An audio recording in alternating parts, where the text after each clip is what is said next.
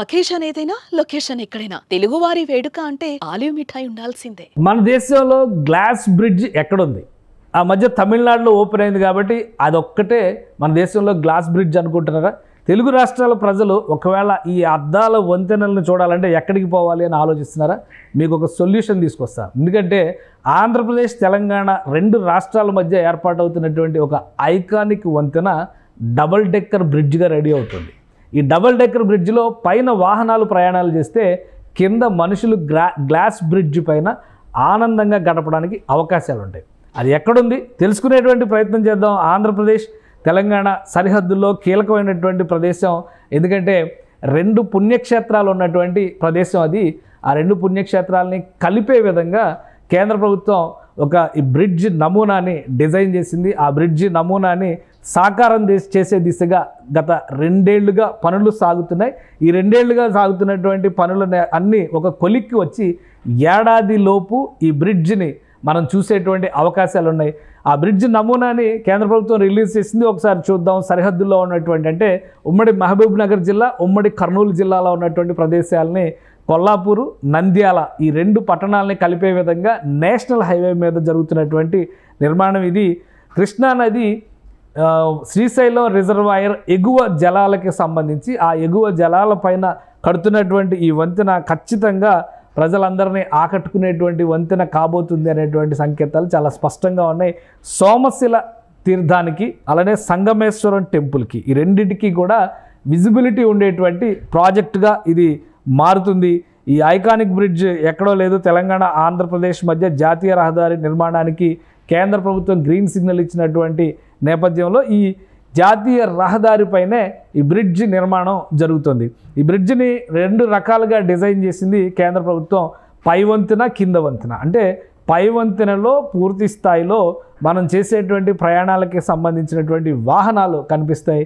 ఆ bridge look ఆ విధంగా కనిపిస్తుంది. 2 కొండల మధ్య నిలబడినటువంటి వంతెనగా కనిపిస్తుంది. అది 2 కూడా ఇటు సోమశిలకి సందర్శకులు వెళ్ళేటువంటి క్రమం, అటు సంగమేశ్వరానికి వెళ్ళే విధంగా కూడా ఈ నేషనల్ హైవే కనెక్టివిటీని కేంద్ర ప్రభుత్వం డిజైన్ చేసింది. పూర్తిగా నల్లమల అటవీ క్షేత్రంలో నిర్మిస్తున్నటువంటి ప్రాజెక్ట్ ఇది.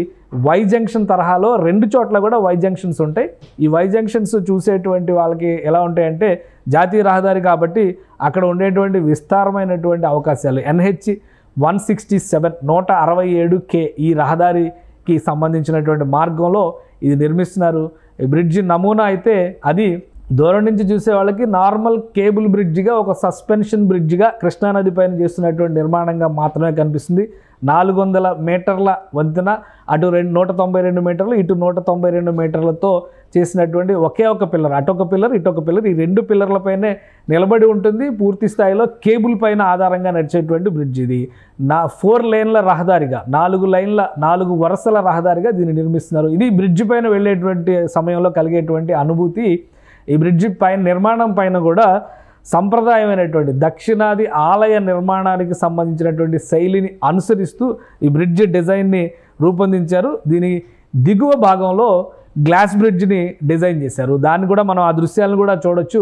కేంద్ర ప్రభుత్వం ఇది రిలీజ్ చేసినటువంటి దృశ్యాలు ఇవి. మనం మధురై టెంపుల్కి కానీ, ఏ టెంపుల్కి వెళ్ళినా, వెంకటేశ్వర స్వామి టెంపుల్కి వెళ్ళినా కానీ గోపురం నమూనా ఏ విధంగా ఉంటుందో ఈ కేబుల్ బ్రిడ్జికి సంబంధించినటువంటి పైన ఉన్న నమూనాలు ఆ విధంగా కనిపిస్తూ ఉంటాయి. పూర్తి హై టెన్షన్ వైర్లు, హై టెన్షన్ సెటప్తో చేసినటువంటి బ్రిడ్జి. కిందన శ్రీశైలం డ్యామ్కి సంబంధించినటువంటి బ్యాక్ వాటర్స్ ఉంటాయి కాబట్టి పడవ ప్రయాణాలు, లాంచీల ప్రయాణాలకు కూడా అనువుగా ఎత్తుని ఉజ్జాయింపుగా చూసుకుని చేశారు. అక్కడ దృశ్యాల్లో చూస్తే కనుక పైన రోడ్డు వే కనిపిస్తుంది, కిందన వాక్ వే కనిపిస్తుంది. ఇది గ్లాస్ బ్రిడ్జ్ ఉండేటువంటి ప్రదేశం అనమాట. కిందన వెళ్ళేటువంటి పడవలను కూడా చాలా క్లియర్గా చూడొచ్చు ఈ గ్లాస్ బ్రిడ్జ్ పైన. ఇక్కడ ఇది హై టెన్స్డ్ గ్లాస్ని ఏర్పాటు చేస్తూ పెడెస్ట్రియన్ వాక్వేని దీని కింద నిర్మించారు. ఒక బ్రహ్మాండమైనటువంటి టూరిస్ట్ స్పాట్ అవుతుంది. ఎందుకంటే ఈ చుట్టుపక్కల ఉన్నటువంటి ప్రదేశాలన్నింటిలో కూడా మంచి తీర్థక్షేత్రాలు ఉన్నటువంటి పరిస్థితి ఉంది కాబట్టి పెద్ద ఎత్తున ఇక్కడ భక్తులకు వస్తారు. అటు ఆంధ్ర, తెలంగాణ 2 రాష్ట్రాలకు సంబంధించినటువంటి పర్యాటకుల్ని కూడా ఇది పెద్ద ఎత్తున ఆకర్షిస్తుంది. అలానే ఈ వంతెనలో డిజైన్ చేసినటువంటి గ్లాస్ చాలా క్వాలిటీ గ్లాస్ రూపొందించేటువంటి ఇది కాబట్టి మొత్తం 1,82,000 కోట్ల రూపాయలతో ఈ బ్రిడ్జిని నిర్మిస్తున్నారు. సంగమేశ్వరం ఆలయాన్ని, సోమేశ్వర ఆలయాన్ని కలిపేటువంటి వంతెన ఇది. మొత్తం 1.77 కిలోమీటర్ల దూరంలో ఉండే విధంగా ఈ బ్రిడ్జిని నిర్మిస్తున్నారు. కేవలం 2 పిల్లర్ల మధ్య జరుగుతున్నటువంటి నిర్మాణం ఇది. అలానే ఇక్కడ సమీపంలో ఉన్నటువంటి పైన వాహనాలు వెళ్తాయి కాబట్టి పైనుంచి వెళ్ళిపోయే వాళ్ళు పైనుంచి వెళ్ళిపోతారు. కింద సందర్శకులను ఆకర్షించేందుకు కావాల్సినటువంటి టూరిస్ట్ కియోస్కులను కూడా అక్కడ ఏర్పాటు చేస్తున్నారు.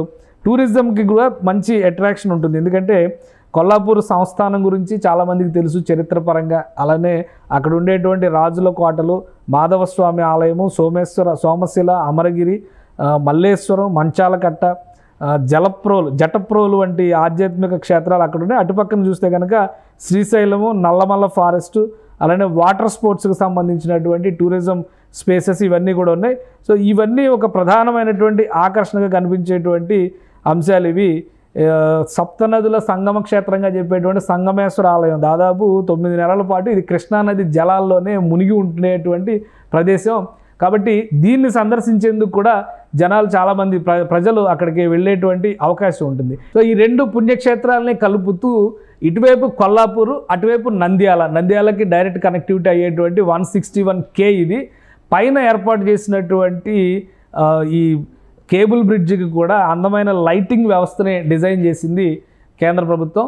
సో రాబోయేటువంటి పర్యాటకులకి దూర ప్రాంతాల నుంచి కూడా ఆకర్షణీయమైనటువంటి ప్రదేశంగా ఇది కనిపిస్తుంది.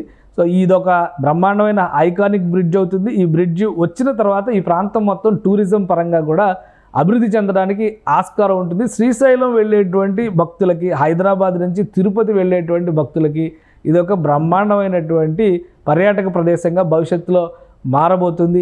ఈ సంవత్సరాంతానికి బహుశా నవంబర్, డిసెంబర్ నెలల నాటికి దీనికి సంబంధించినటువంటి పనులన్నీ కూడా ఒక కొలిక్కి వస్తాయి.